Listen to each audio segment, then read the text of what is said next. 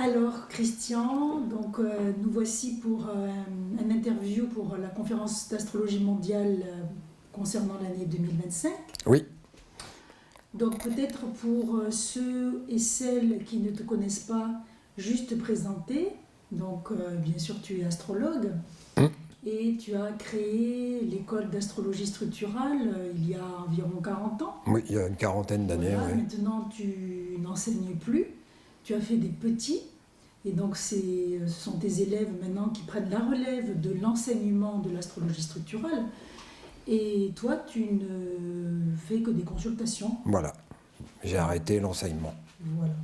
Donc on va démarrer par, je vais te poser une première question Hum, qui va concerner le défi de notre société en fait.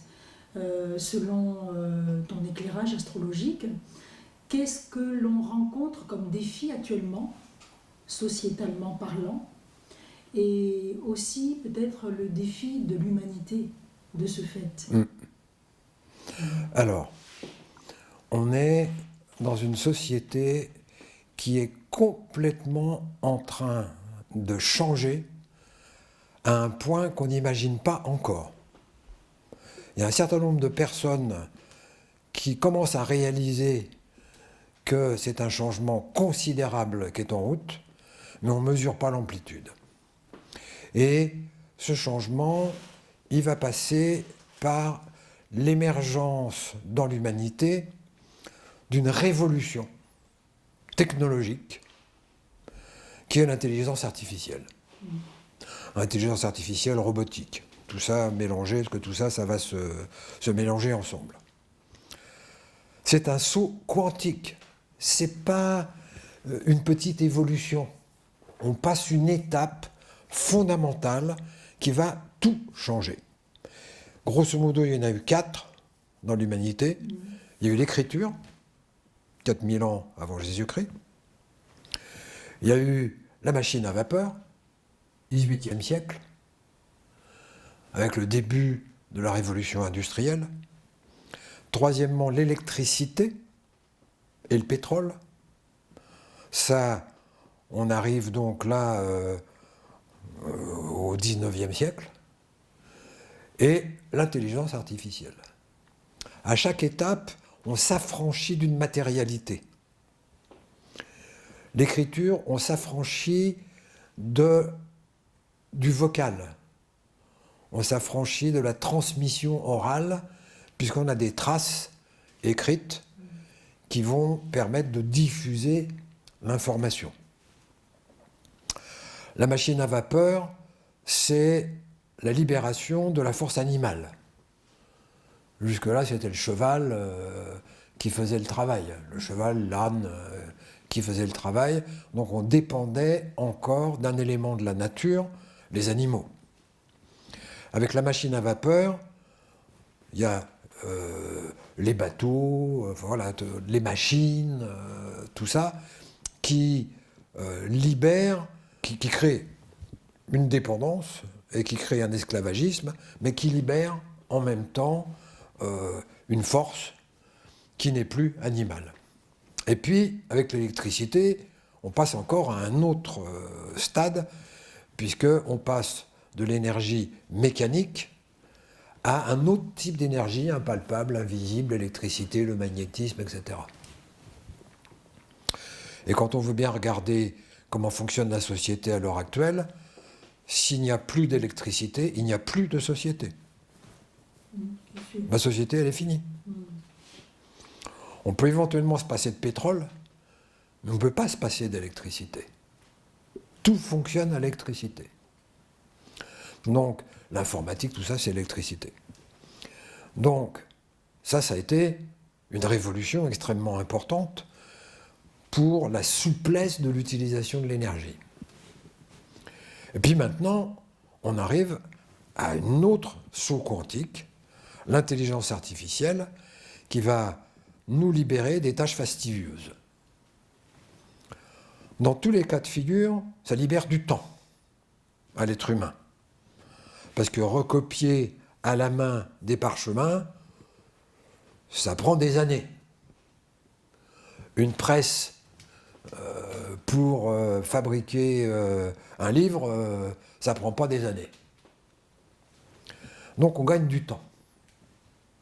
La vraie question qui se trouve posée à notre société à l'heure actuelle, c'est du temps pour quoi faire? Qu'est-ce qu'on va faire de ce temps? Ça, c'est la vraie question sociétale.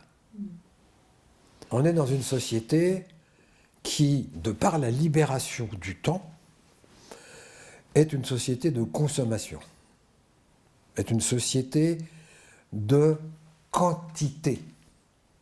On fabrique de la quantité. Pourquoi on fabrique de la quantité? Parce que ça prend moins de temps que dans les étapes précédentes de l'humanité. Donc du coup, on a du temps. Comment on utilise notre temps? On fabrique de la quantité. Le problème, c'est que notre société à l'heure actuelle, elle croule sous la quantité. Elle croule sous les déchets, elle croule... Il suffit de regarder chez nous. On a plein de choses, plein d'objets qui ne servent plus à rien. Ou alors une fois par an. Mais on conserve.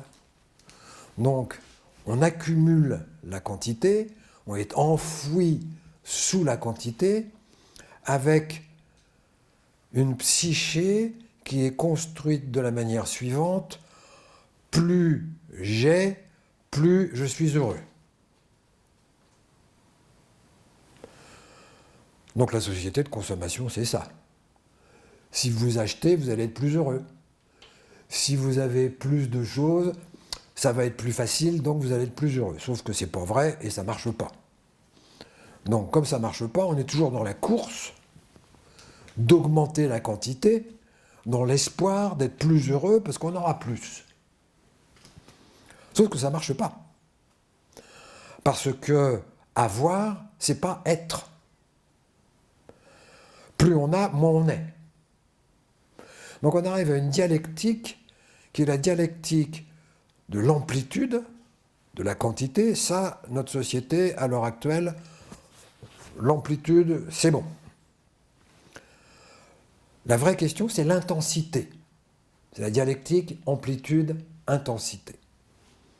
Intensité de quoi? Intensité d'être. Le sentiment d'être. Le sentiment d'exister. Le sentiment d'être heureux, non pas parce que j'ai accumulé, parce que ça ne me rend pas heureux, mais parce que je suis qui je suis. Et ça me comble à l'intérieur. Et ça apporte une verticalité dans ma vie, et cette verticalité apporte cette intensité de vie. Parce que ce n'est pas en courant plus vite, en augmentant la quantité, que je vais être plus heureux. Je serai plus exténué, voilà, mais je ne serai pas plus heureux. Donc, toute la question, c'est ce qu'on appelle en psychanalyse la dimension symbolique, l'émergence de la conscience symbolique. Et ça manque cruellement à notre société, puisqu'on a développé de l'amplitude et on a développé des outils, des concepts pour utiliser cette amplitude. Ça s'appelle la science. Mais la science ne rend pas heureux. La science, ça rend la vie plus facile, mais ça ne nous rend pas plus heureux. Par exemple, la machine à laver, c'est sûr que les femmes sont quand même, ont du temps de dégager par rapport à laver le linge à la main. La question, c'est que faire de ce temps? Mais est-ce que justement, on ne profiterait pas de cette saturation de l'amplitude pour donner du sens, pour, tu parlais, je crois, de verticalisation? L'amplitude, c'est horizontal. L'intensité, c'est vertical. Dans notre vie, l'enjeu, c'est de développer une manière d'être qui va privilégier le sentiment d'être. Et ça, on n'apprend pas à l'école. À l'école, on apprend à utiliser la quantité, à utiliser les objets. Un objet, par définition, ça a une utilité. Mais un être humain, ça n'a pas d'utilité. Il se contente d'être. Si on prend un arbre, dans la vision de la société actuelle, c'est un objet, donc il est utile, donc on va le couper pour faire des outils, pour faire des meubles, pour faire du feu. Mais l'être de l'arbre, personne n'en parle. Sauf les civilisations premières, qui elles sont restées en contact avec l'être des choses. Mais on a complètement perdu ce lien originel à l'être. C'est-à-dire que l'être, la divinité, elle est partout, elle est dans toutes les choses. Mais le religieux a complètement disparu, ou complètement été dévoyé. Et donc, on a complètement perdu. Et donc, c'est le défi de notre civilisation, qui est de construire une conscience symbolique qui va à l'envers de la conscience mathématique ou de la conscience scientifique. La conscience scientifique, c'est expliquer le pourquoi du comment de telle manière à utiliser les choses. Mais ça ne parle en aucun cas de l'être des choses. Ça, quand on parle de ça à un scientifique, il dit « Non mais, de quoi tu parles là ? Une chose, c'est une chose, point. Il n'y a pas d'être. » Donc, l'enjeu de notre civilisation, le temps qui va être dégagé, c'est le défi, ça va être de construire une verticalité. Le défi de l'humanité. C'est le défi de l'humanité. Et ça ne peut pas s'apprendre collectivement.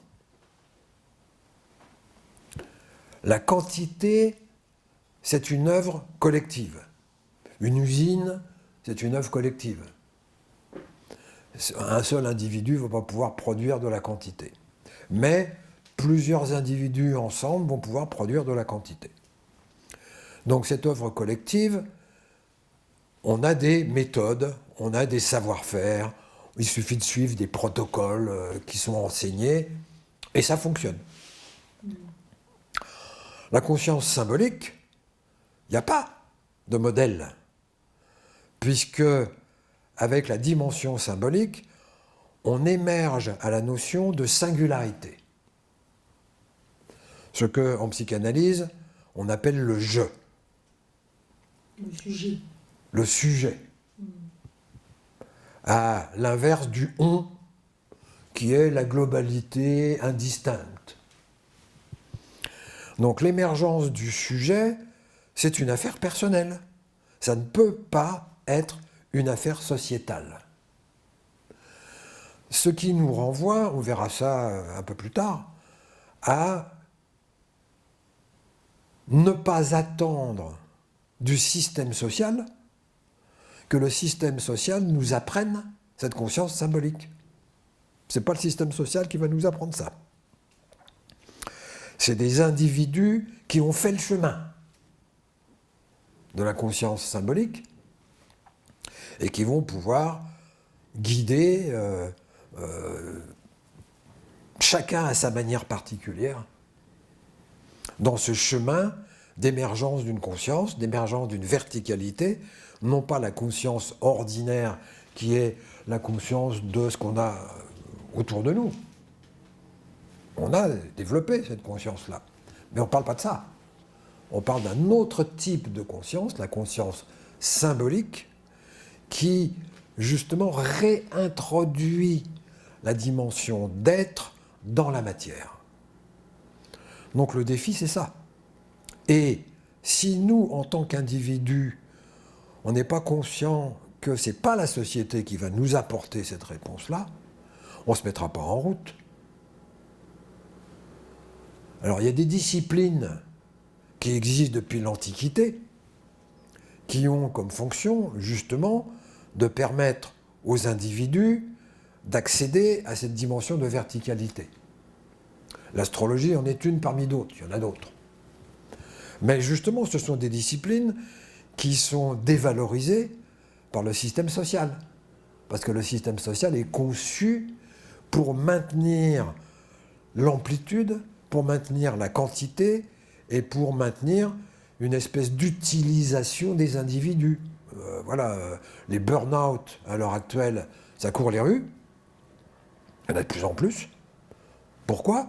Parce que l'individu est pressuré comme un citron, parce qu'il est considéré comme un objet. Il est considéré comme un objet exploitable. Et donc, là, il y a quelque chose qui, à l'intérieur de nous, n'est pas d'accord.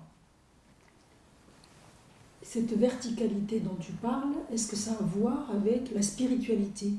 Ça a tout à fait à voir avec la spiritualité, puisque c'est la question d'être, la question du sujet, c'est la question du je. Le je, c'est le sujet d'une phrase. Et le je, c'est pas le moi. D'ailleurs, souvent, on confond les deux en disant « moi-je ». On réintroduit le moi est objet. On utilise le moi. Le moi est utilisable. Le je n'est pas utilisable. C'est pourquoi toute cette dimension symbolique est dangereuse pour le système social.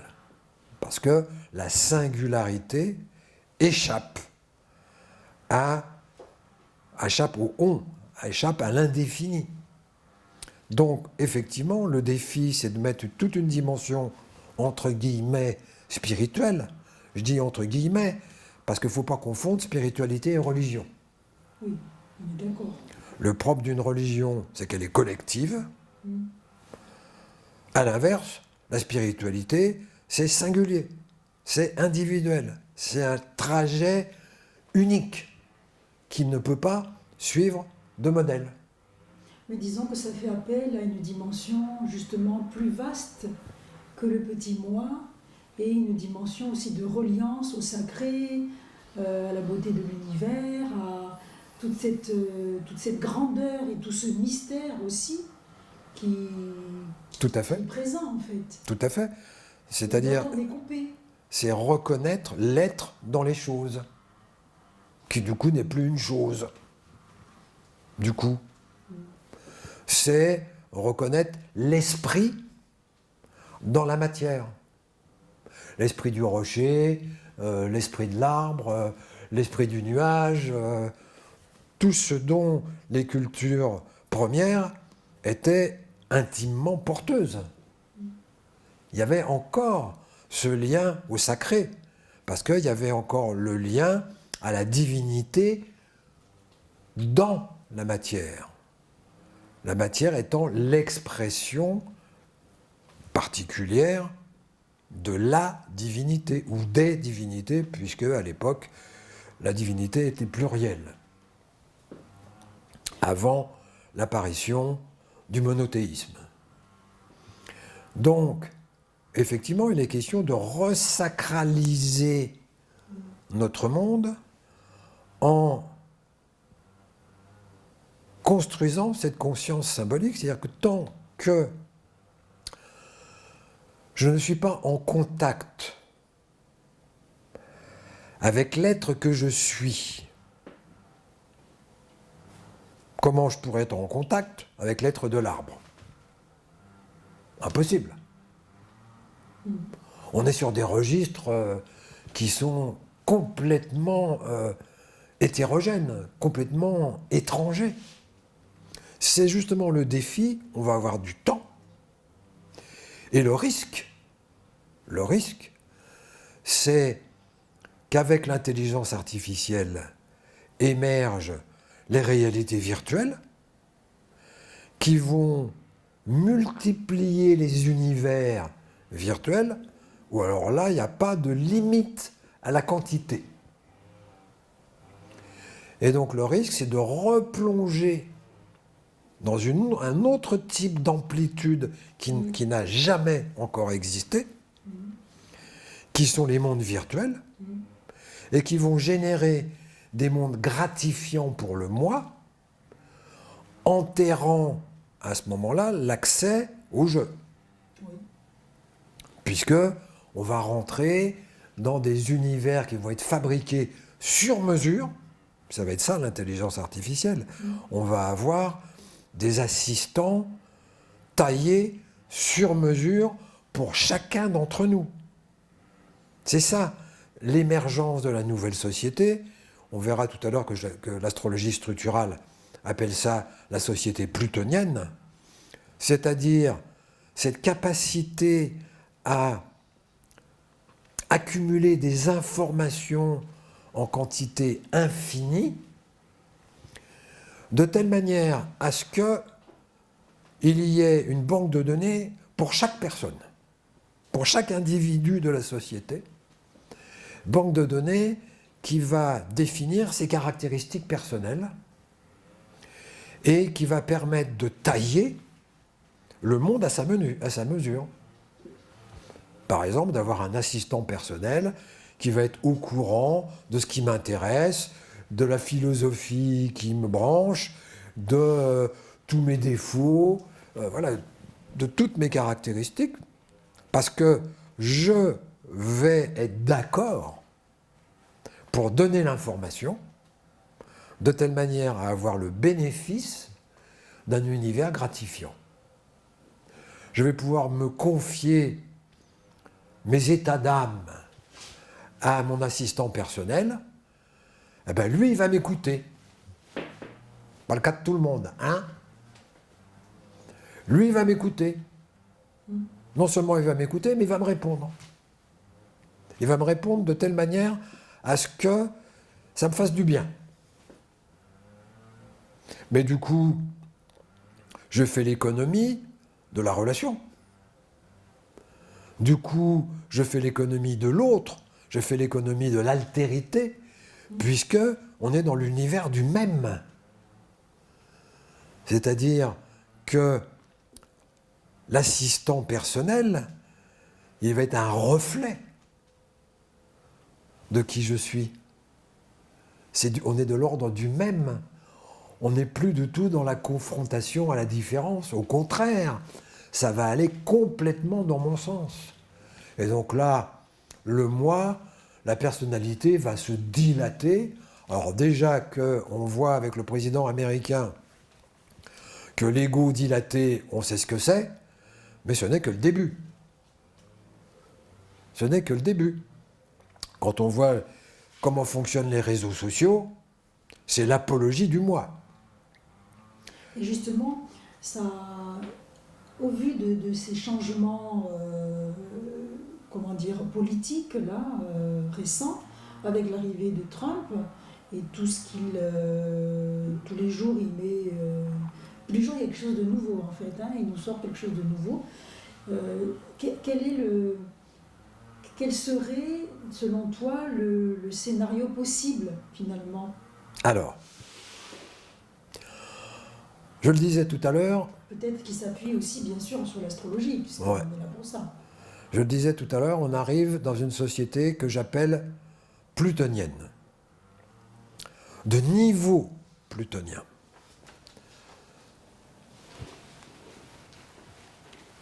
D'univers plutonien. À l'intérieur de nous, on a plusieurs univers qui sont dans des tiroirs, et en fonction des circonstances, on tire tel tiroir ou on tire tel autre tiroir. Il y a un territoire, il y a un tiroir de base qui est le sauvage à l'intérieur de moi, qui est la société première, la civilisation première à l'intérieur de moi, et qui justement est porteur de cette conscience, c'est un niveau de conscience de l'être des choses et des êtres humains. Il y a un autre tiroir qui est arrivé plus tard, qui est la partie magique, qui est la partie de la croyance magique, que les choses peuvent se changer les unes dans les autres, que le sorcier peut devenir un aigle, Voilà, c'est-à-dire que c'est l'univers de l'enfant, l'univers magique de l'enfant, où l'intentionnalité génère des univers. Ça, c'est le monde de l'enfant à l'intérieur de nous. Ce monde de l'enfant à l'intérieur de nous, socialement parlant, il est hors sujet, mais on fait appel dans l'intime, dans la relation aux enfants, dans la relation amoureuse, là où justement on a la possibilité d'être en contact avec notre profondeur, parce qu'on est protégé du monde extérieur. Donc ça, c'est un tiroir qui est le tiroir magique, du monde magique. Plus tardivement, dans la société et plus tardivement dans la construction de l'individu, on a justement construit cette autonomie, cette capacité à échapper à la matière, cette capacité à pouvoir manipuler le monde en fonction de notre désir, en fonction de ce qu'on veut, en fonction d'un projet. Ça, c'est le monde mental. Donc, notre société, elle fonctionne grosso modo depuis le siècle des Lumières dans ce mode de fonctionnement. On explique le monde, on utilise le monde, etc. Donc ça, c'est le niveau intellectuel. On pense le monde. Et sans le savoir, on passe notre temps à penser le monde. Sauf quand on dort. Mais pour la plupart des êtres humains, on passe notre temps à réfléchir, à créer des mots dans notre tête. Et en créant des mots, on crée le monde. Et les mots sont définis par le dictionnaire, donc on crée un monde stable, à l'inverse du monde magique, qui est un monde instable. Et puis, il y a un autre niveau où justement, ça va être le sujet de construction de l'humanité, c'est le niveau symbolique. C'est la conscience symbolique. Donc tu as parlé tout à l'heure. Voilà, dont j'ai parlé tout à l'heure. Donc on a la conscience magique, la conscience logique et la conscience symbolique. Cette conscience symbolique, c'est justement ce qui permet de réintroduire le sujet, de réintroduire l'être, de réintroduire l'intensité, de réintroduire la qualité dans notre vie, à l'inverse de la quantité. Et l'humanité, elle est malade de cet enfouissement sous la quantité. Cette dimension symbolique, dans la société, ça s'est traduit par l'émergence de la loi. Ce qui, en termes de psychanalyse, intervient à la fonction du père. Donc, la loi qui est valable pour tous. Ah ben, c'est plus vrai. Ça, au niveau astrologique, ça correspond à la planète... Ça, c'est Saturne. D'accord. C'est le monde saturnien. C'est, grosso modo, depuis la Révolution, mais surtout depuis Napoléon, avec le Code civil, l'émergence de la loi explicite, écrite, parce qu'avant c'était de la loi religieuse, qui était valable pour tous. Là, c'est la loi civile, valable pour tous. Tout le monde est soumis à la loi, en principe. Et grosso modo, ça marchait à peu près bien, jusque-là. Mais là, c'est fini. L'ère de Trump, c'est fini. C'est-à-dire qu'il échappe à la loi. Oui, c'est manifeste. Donc, ce paradigme qui était l'égalité de tous, parce que tout le monde est soumis à la même loi, en principe, c'est ce principe qui disparaît. C'est le principe de la démocratie qui disparaît. Parce que la démocratie et la loi, ça se tient. C'est ça qui est en train de disparaître. Pour l'émergence d'une nouvelle société que j'appelle plutonienne, qui va être non plus une société unifiée par la loi, mais une société multipolaire. C'est-à-dire dans un même pays, entre guillemets, mais il va y avoir plusieurs instances qui vont avoir le pouvoir. L'exemple, c'est Elon Musk. C'est l'exemple même de l'émergence de cela dans l'humanité. C'est-à-dire un homme qui n'a pas été élu,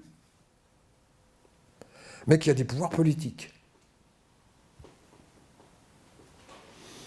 Et il y a 2-3 milliardaires qui tournent autour de Musk, qui sont tout à fait intéressés par devenir justement des centres d'une multipolarité dans la société.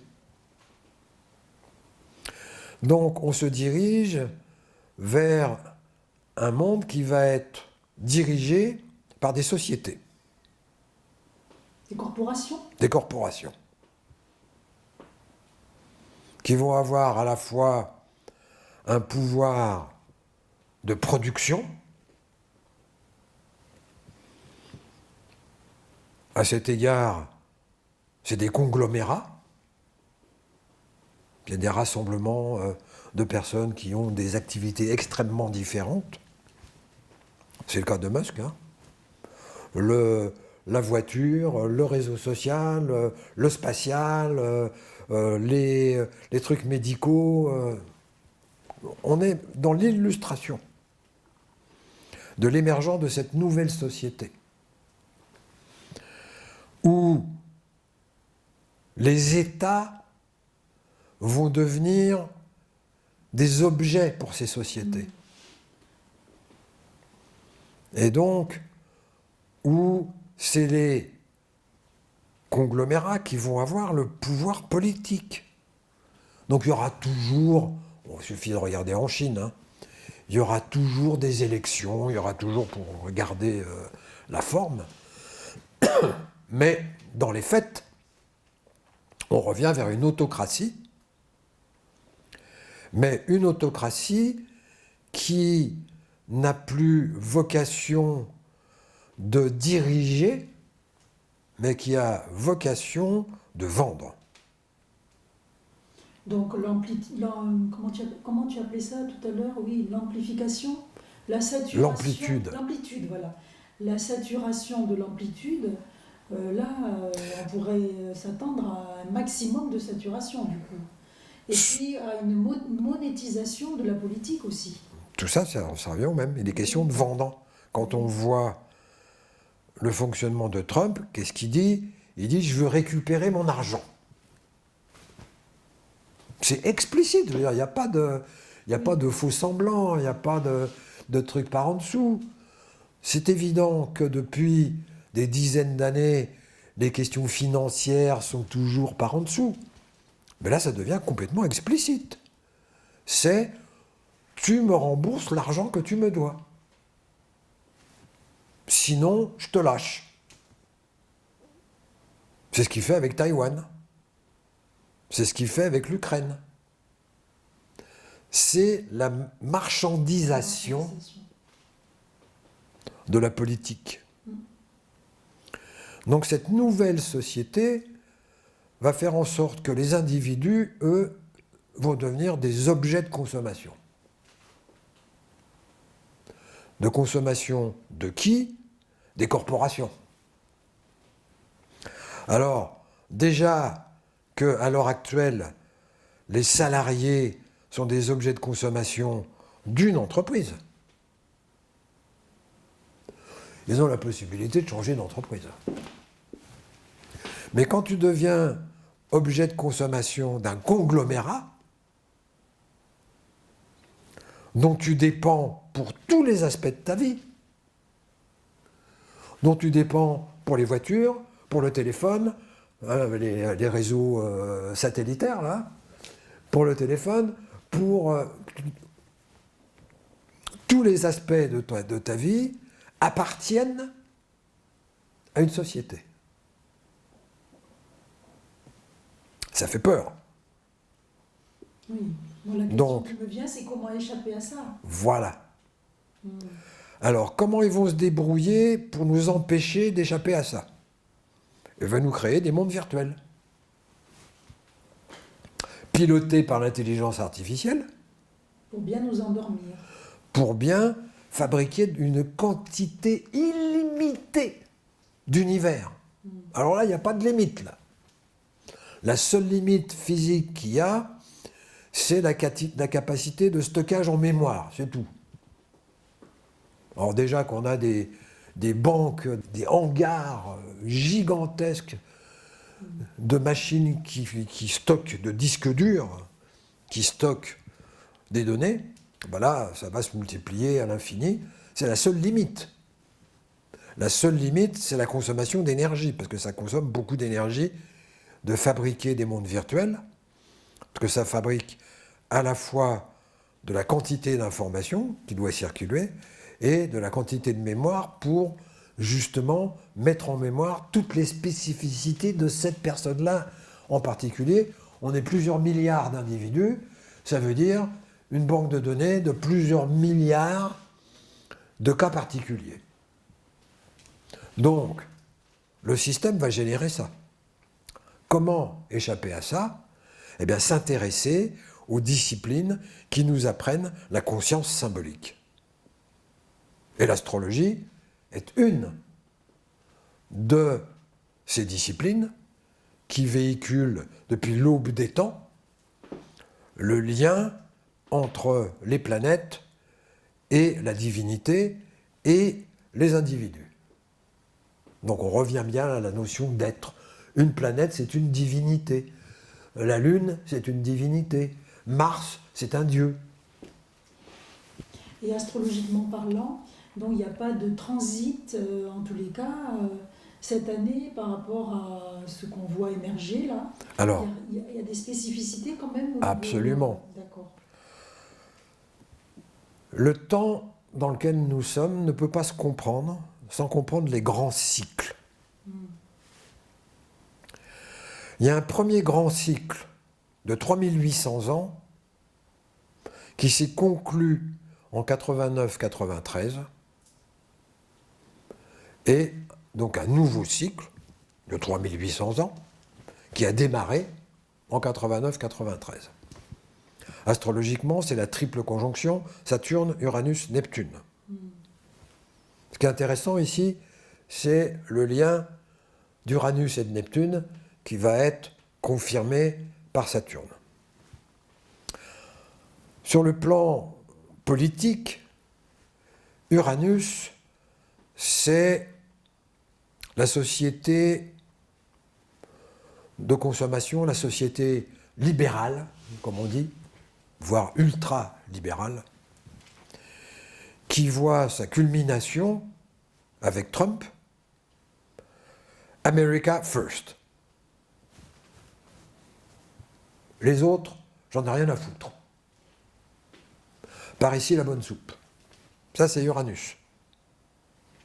C'est l'individualisme à outrance.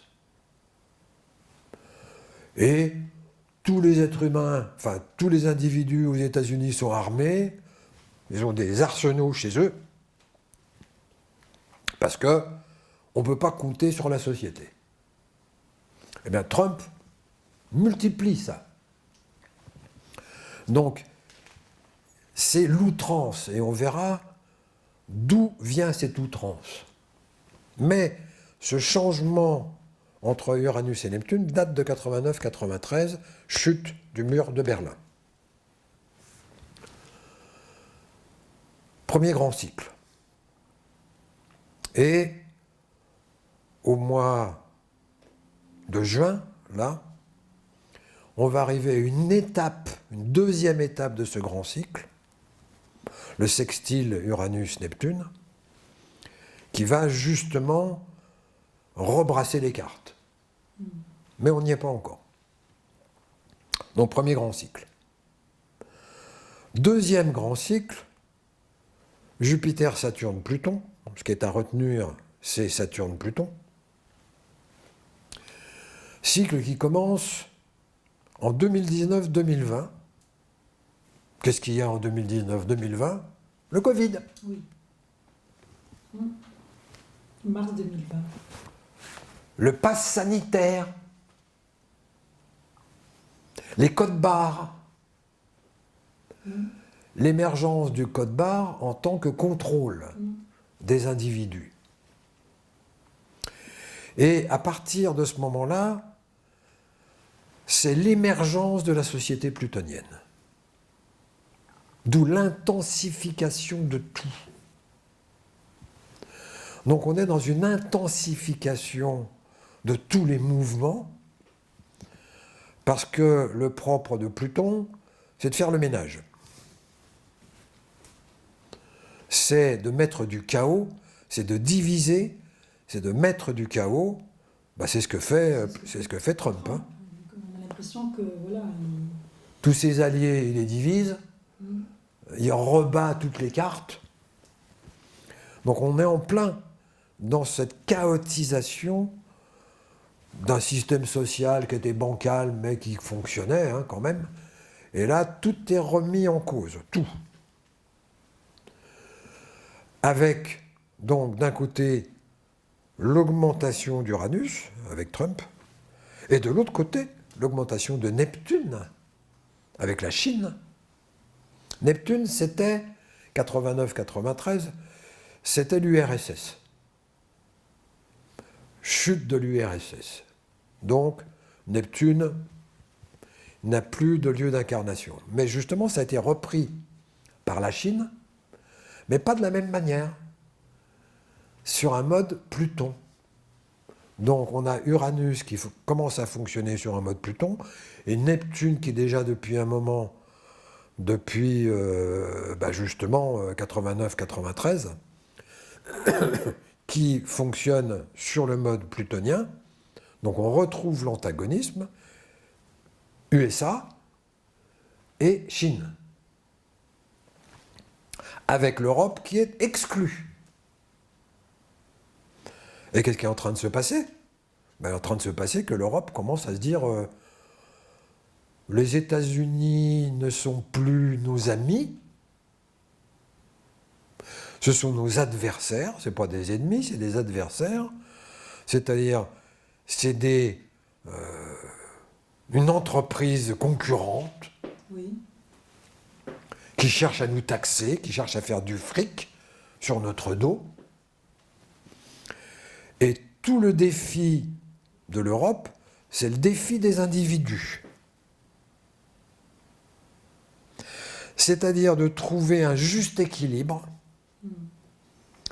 entre la réglementation et la liberté.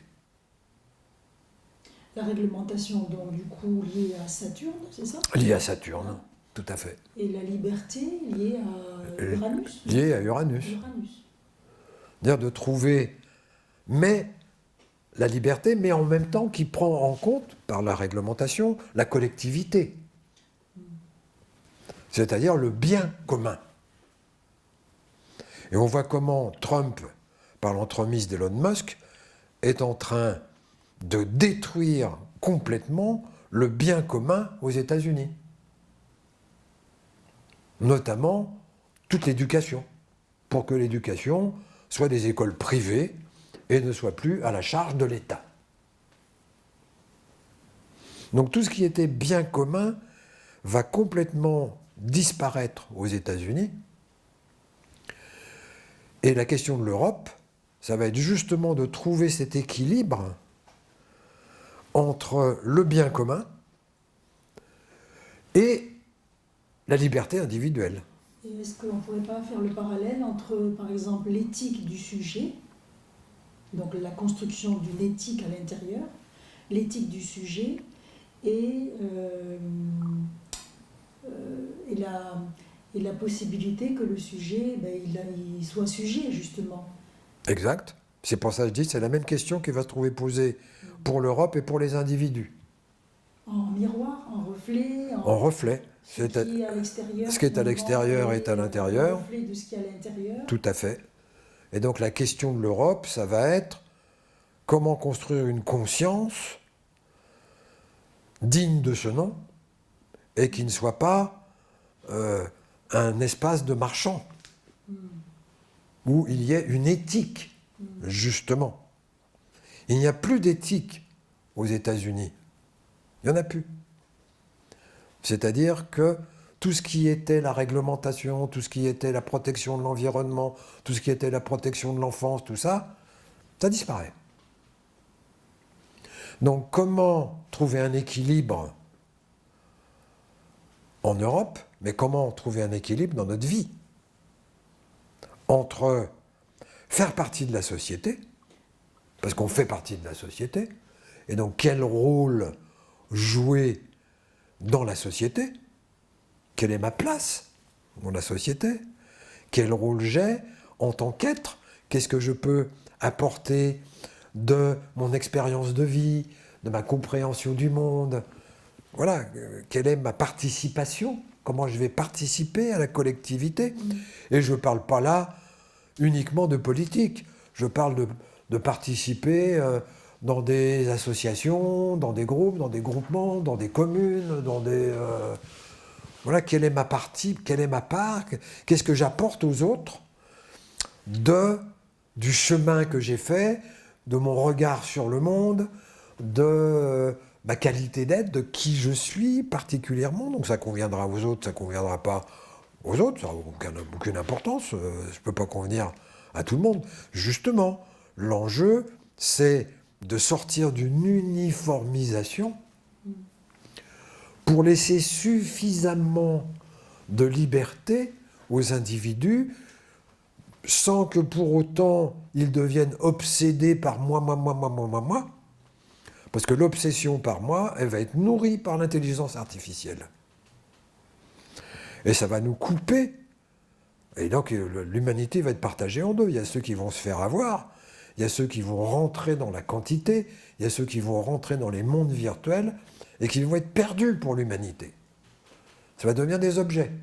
Et ceux qui vont justement avoir accès à faire ce chemin singulier sans pouvoir copier quelqu'un, c'est à trouver son chemin. Mais il y en a d'autres qui ont fait le chemin, donc de pouvoir utiliser des méthodes, de pouvoir utiliser des approches qui permettent à chacun de faire son chemin particulier. C'est le cas de l'astrologie, par exemple, mais il y en a d'autres, hein, le tarot, j'en sais rien, moi. Il y a d'autres approches. De telle manière à ce que, eh bien, on puisse construire une vie qui ne va pas être conforme au système. Je le disais dans la dernière conférence, qui ne va pas être opposée au système, mais qui va être à angle droit du système. Moi, j'ai le sentiment quand même qu'il y a une forme de répétition, même avec le saut quantique lié à l'intelligence artificielle et à la réalité virtuelle, qu'il y a une forme de répétition et en même temps, il y a comme un tour de spire à réaliser. Exact. Et donc, je me demande quel est ce tour de spire spécifique à cette nouvelle société qui nous attend. Le tour de spire de la conscience. Hein. Parce que ce que tu dis de la conscience symbolique, j'ai quand même l'impression qu'on l'a construit. Alors peut-être pas, bien sûr, la majorité, je ne sais pas. Hein, pas la majorité des personnes. Sûrement pas. Mais quand même, ce niveau-là, il a déjà émergé. Eh bien, ceux qui nous écoutent, s'ils nous écoutent, c'est bien parce qu'ils sont sensibles à cette dimension de la conscience. Oui. Sans ça, ce que je suis en train de dire, ça n'intéressera aucun scientifique. Aucun. Parce que ça n'a pas d'utilisation. Donc, ce tour de spire va se retrouver poser exactement la même question que lors de l'émergence de l'électricité, que lors de l'émergence de la machine à vapeur, que lors de l'émergence de l'impression. C'est-à-dire, quoi faire de cette liberté, de cette libération de la matière? Quelles sont les opportunités qui s'ouvrent à nous pour justement, puisqu'on va avoir du temps, parce que là, tous les petites mains qui tapent sur les ordinateurs, dans les bureaux, ça va être fini ça. Ça va être terminé. C'est les intelligences artificielles qui vont le faire. D'autres métiers vont émerger, sans doute. C'est ce qu'on dit, mais pas à la quantité des métiers qui vont disparaître. Bien sûr, il va y avoir d'autres métiers. Il y a prompteur, il y a plein de métiers qui vont être liés à l'intelligence artificielle ou qui vont être liés aux réalités virtuelles, mais qui vont demander des spécialisations qui ne seront pas accessibles à tous. Donc, mais ça n'a pas d'importance. Ce qui est important, c'est de faire le chemin. Même si je ne sais pas vraiment utiliser l'intelligence artificielle, ce n'est pas d'importance. Je ne suis pas obligé non plus d'utiliser l'intelligence artificielle. Si je suis artiste, ben je peux parfaitement continuer à créer mon expression artistique, alors même qu'il y a des intelligences artificielles qui font plus beau. Peut-être qu'elles font plus beau, mais elles ne font pas comme moi. Voilà. Oui. Peut-être qu'elles sont plus esthétiques, plus consensuelles, mais en aucun cas singulières. Oui. En aucun cas. Donc, il y a toujours la possibilité de mener une vie qui soit à la perpendiculaire, qui ne soit pas contre le système, qui utilise les avantages du système, mais qui évite les inconvénients du système. Donc ce tour de spire, c'est le même. C'est le même que ceux qu'on fait dans notre vie C'est la même chose. tous les jours. C'est un angle de vue différent. C'est peut-être la nécessité, peut-être que ça va nous conduire à vraiment aller chercher à l'intérieur le vrai sens de notre existence. Enfin, pas le sens de notre existence, mais en tous les cas, beaucoup plus de reliance, comme je le disais tout à l'heure, aussi de reliance à plus grand que nous. Eh oui. Parlons tour de spire. À chaque tour, je monte de niveau. Je gagne de l'altitude. Quelle est la conséquence de gagner de l'altitude? C'est que mon horizon s'agrandit. Quand mon horizon s'agrandit, je deviens capable de distinguer dans l'environnement des réponses qui n'étaient pas accessibles quand j'étais à un niveau moins élevé. Donc les tours de spire, ça sert à gagner de l'altitude, et gagner de l'altitude, ça sert à élargir mon point de vue. C'est la vision de l'aigle. Voilà. Et c'est parce que mon point de vue s'élargit que je dis, mais évidemment, la solution, elle est là. Je ne pouvais pas utiliser cette solution parce qu'elle n'était pas dans mon champ de perception. Cette verticalité de la conscience symbolique, c'est ça. C'est élargir son point de vue. C'est non plus être dans l'exclusion, moi, pas moi, mais être dans l'intégration. C'est quoi cette intégration? C'est la réalisation, pas la compréhension. La réalisation que je suis un être humain. C'est bébête, hein? Ben, c'est pas si bébête que ça, au final. C'est bébête.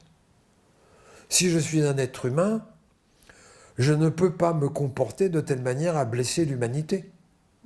Parce que je me blesse moi-même. C'est intéressant ton terme, parce que tu parles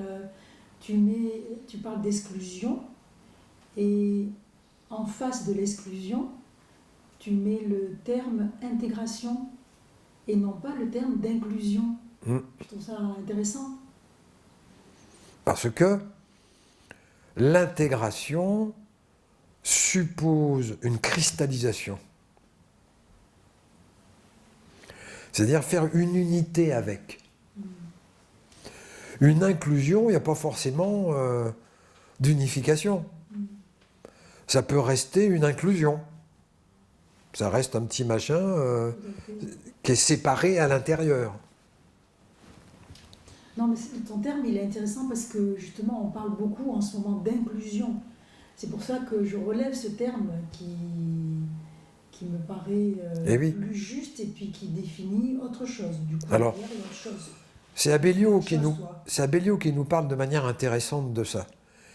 Il dit que l'amplitude s'accumule sous forme de sédimentation. C'est des couches qui s'ajoutent les unes aux autres. On voit ça tout à fait au niveau géologique. Oui. Il y a des couches de sédimentation, ça s'accumule. La cristallisation, c'est complètement autre chose. C'est cette dimension de verticalisation qui va faire que tout va s'unifier sous la forme d'un cristal.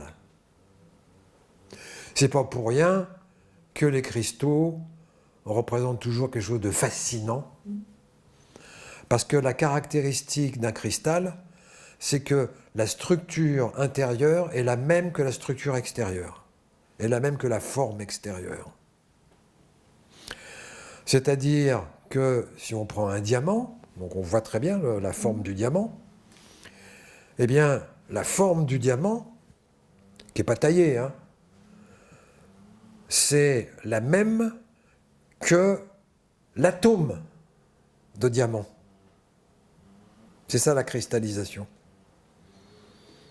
Est-ce que c'est une vision du coup fractale justement?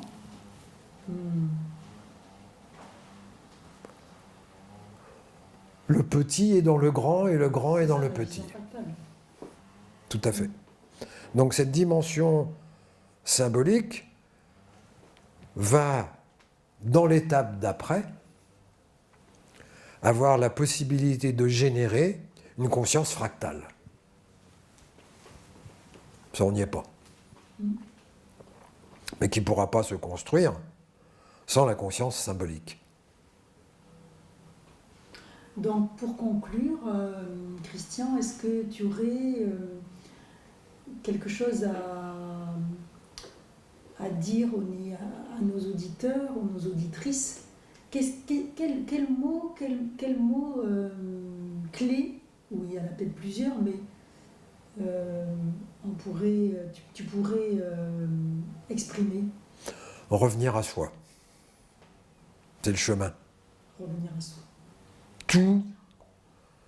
Toute la société nous invite à habiter les objets, à dépendre des objets, à avoir une conscience qui est attachée aux objets.